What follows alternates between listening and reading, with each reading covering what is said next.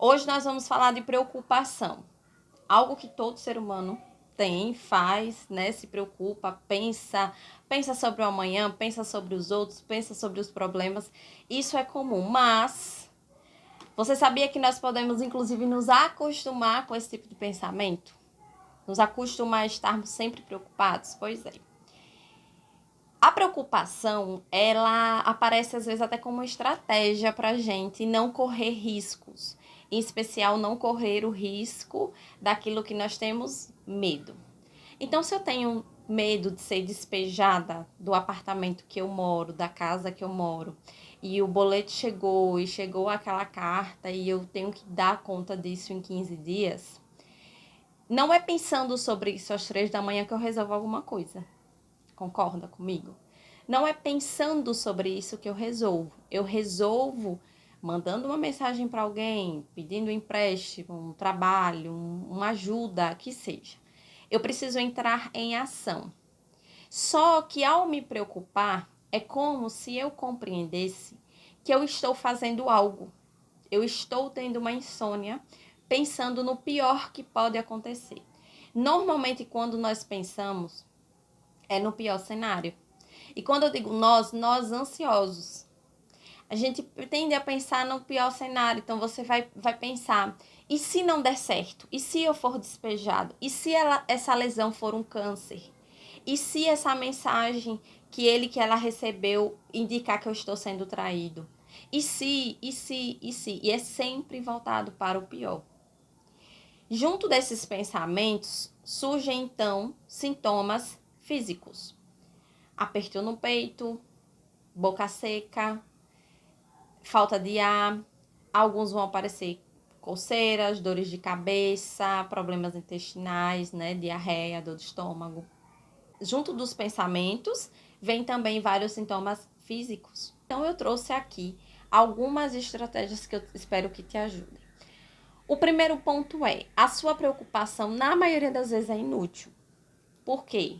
Porque você acaba adoecendo e você não age, condicionado a estar preocupado. O segundo ponto é que isso também tem uma relação com a sua autoestima.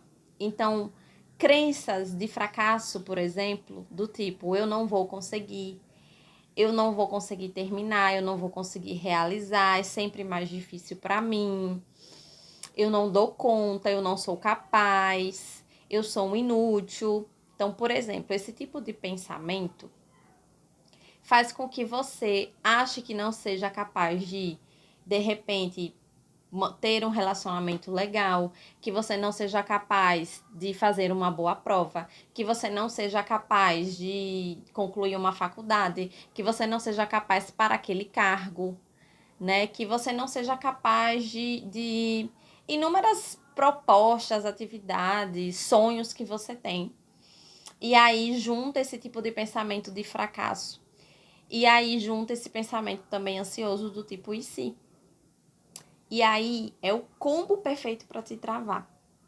Então, o primeiro ponto é, pegue uma folha, anote as suas preocupações e quais que são mais emergenciais para ontem. O que eu tenho percebido é que quando, no modo ansiedade, tudo parece ser muito para ontem. Outro ponto é que parece que o tempo é insuficiente para as coisas que eu preciso fazer. Nossa, mas o tempo já passou. O tempo tem 24 horas todos os dias. Todos os dias nós temos 24 horas. 1 hora olhando o vídeo no Instagram passa mais rápido, dá a sensação de passar mais rápido que 1 hora esperando a sua senha para ser atendido no banco.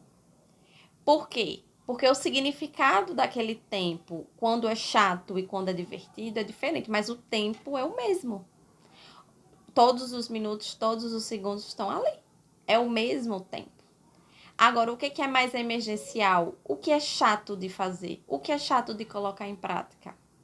Então, você precisa ter em mente quais são as suas prioridades, as suas emergências, colocar numa ordem os seus sonhos, se for um sonho que tem te deixado acordado de madrugada, pensando e se, e como fazer, você deve estar muito tempo preso no si e pouco de ação. Você deve estar se comparando ao tempo dos outros, o tempo que os outros conseguiram, as fotos de Instagram. Mas esse é um assunto para outro tema. Agora, as preocupações, elas têm também uma relação com a sua autoestima. Então, você precisa ter muito claro o que é que te preocupa. Do lado você vai colocar o que é que você pode fazer de prático. É para ser prático, gente. O que é que você pode fazer de prático para aquilo? Para não sobrecarregar. Para quem você pode delegar alguma atividade? O que é que você precisa dar conta mais rápido que outras coisas que já podem esperar mais tempo, né? Então, nós precisamos de disciplina e organização. Outro ponto importantíssimo. Não espere a sua motivação para agir, porque nós não temos a maior euforia e alegria do mundo para fazer o que é chato. Para resolver pendência, burocracia, conta, nós não temos, certo? Então, se é um TCC, um trabalho de faculdade, uma pendência do seu trabalho, sente e se propõe a começar mesmo sem vontade. No meio do caminho, você vai ter o ânimo, de repente, de continuar, ou pelo menos a sua ânsia de finalizar para ficar livre daquilo. Ela chega enquanto você está em desempenho, enquanto você está desenvolvendo. Quando esse tipo de preocupação tem relação com o ambiente social, e se me julgarem, se acharem que eu estou acima do peso, e se me olharem feio, e se falarem que, né, que eu tô feia, enfim. E se não me julgarem legal? Aí eu pergunto pra você, o que de pior pode acontecer se uma pessoa julgar você feia? O que impacta a sua vida? O que muda? O primeiro ponto é, pegue uma folha, anote as suas principais urgências. O segundo ponto é, considere delegar para quem pode, você vai precisar dizer alguns nãos. O terceiro ponto é, viva o presente, porque ele deve estar sendo roubado pelo seu excesso de pensamento de futuro. Fran, como é que eu diminuo, então, os pensamentos? Porque não é simples assim, eu não consigo, eu sei que não é. E aí eu vou apresentar para você a técnica da atenção plena. Hoje eu vou trazer para você da forma mais simples que eu posso, para não encher você de informações. Então, pare 5 a 10 minutos e preste atenção na sua respiração. Se você estiver numa área externa, enquanto você presta atenção na sua respiração, você pode sentir o vento tocando seu rosto ou o calor do sol. Você pode sentir agora, nesse momento onde você está me ouvindo, os seus pés tocando o chão, a sandália, o outro pé. Você pode prestar atenção se suas pernas estão cruzadas ou não. Você pode prestar atenção na temperatura do seu corpo. Quando você estiver brincando com seu filho, com a sua filha, você pode se atentar aos sorrisos, às gargalhadas, aos movimentos, ao tamanho das mãozinhas do seu filho, da sua filha, porque ele vai crescer. E se já forem adultos, um momento legal em que vocês têm juntos, mesmo hoje ele já sendo adulto. Se você passa por um trajeto, você observa durante o trajeto as cores, as casas, o verde, se tem plantação, vegetação por onde você passa. Você precisa estar atento ao agora. Aí eu vou falar de novo do tempo.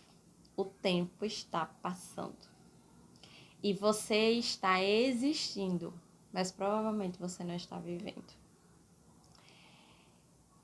E se eu não agradar? E se eu não for abandonado? E se eu for rejeitado? Típico de perguntas, né, de questionamentos de pessoas que sofrem com relacionamentos, autoestima, às vezes até ligada à dependência emocional. Eu tenho um cuidado muito grande de não encaixar você, as pessoas que eu atendo, em transtornos por um sinal, né, por algo que às vezes vocês veem no Google diagnóstico e não é assim, né, é muito criterioso. mas de repente existe um traço de uma personalidade dependente. De repente você se encaixa nos critérios do transtorno de ansiedade generalizado. E desses principais sinais é a preocupação. É uma preocupação persistente. Então, lá vai uma outra estratégia para você. Defina uma hora para se preocupar. Escrever as suas preocupações. Veio outra coisa à mente quando você lavava a louça? Pega a folhinha. Às 4 da tarde é a hora que eu sento para me preocupar. Vou me preocupar de 4 a 5. Definindo ali minhas preocupações, a ação para cada uma, escrevendo do lado. Não vou levar para a noite. Não vou levar para minha cama. Outro ponto muito importante é que você precisa evitar fugir de pensamentos incômodos. Isso é excesso de controle, também típico no transtorno de ansiedade, né? Nos processos de ansiedade. Porque quando você se preocupa e quando você tem pensamentos que você quer controlar, afastar de você, como se a ansiedade fosse um monstro, você acaba aumentando os picos da sua ansiedade, então reduza. Quanto à sua produtividade, quanto a um medo social do que podem achar de você, se pergunte qual o pior cenário que poderia acontecer. E aí você vai fazer uma atividade que você vai achar estranho eu falando agora, mas repita para você a mesma frase de algo que é muito incômodo várias vezes até você enjoar. Você vai escutar o cachorro da minha vizinha latindo. Eu espero que dê para ouvir a minha voz e não te incomode tanto. Você vai pensar várias vezes o mesmo incômodo. Então, por exemplo, vamos supor que seja o medo do boleto. E você acha que vai ser despejado.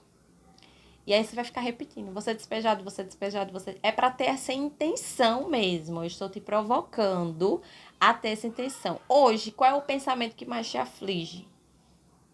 É da morte? É de adoecer? É de um boleto? É financeiro? Vou falir. Você vai ver que é tedioso. Então, quando você pensar sobre o que os outros podem achar de mim, será que os outros estão tão preocupados com a sua vida como você acha? Será que na academia as pessoas estão preocupadas se a sua roupa íntima está marcando na calça? Como você acha? Ou elas estão preocupadas com o shape delas?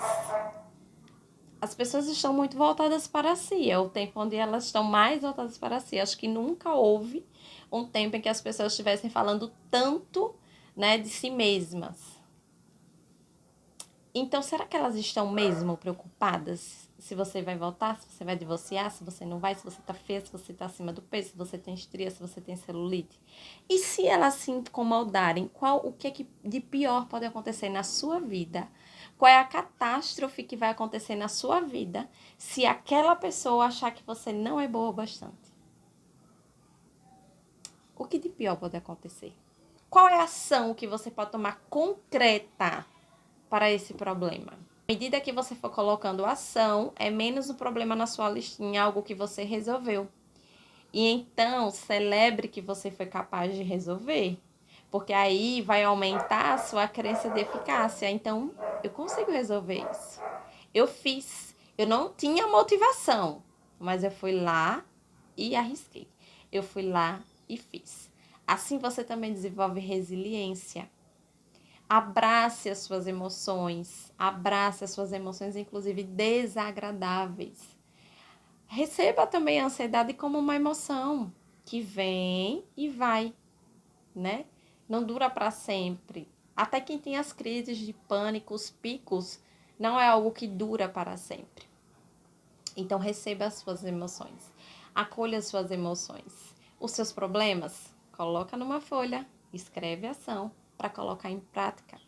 E para sair desse futuro, que nós não temos ideia se ele vai chegar e como ele vai chegar, Você precisa vir para o presente prestando atenção no seu corpo, nas suas emoções, no ambiente externo, nos sorrisos, nas lágrimas, na temperatura, se está chovendo, se está sol, como você recebe aquilo, se é agradável, a água do chuveiro que cai sobre você, os seus pés molhados.